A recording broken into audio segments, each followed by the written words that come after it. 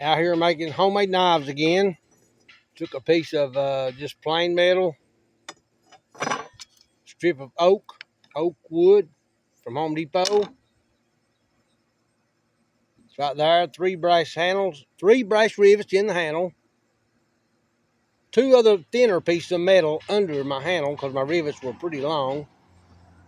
Roughed it out with a grinder and a bench grinder and a side grinder. Finishing it up here with this diamond home block. 200 grit, 300 grit, 400 grit, 600 grit.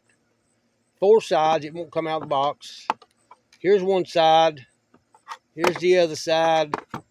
Finishing up with that, trying to get a sharp edge on it. Homemade knife. 5-inch blade. Roughed it out on a grinder, a side grinder, and a bench grinder, and a vise. Piece of plain metal. Want to make 2 more. Got them drawed out. Want to get her sharp. Thank y'all for watching. Please subscribe to my channel. I'll be back with something else.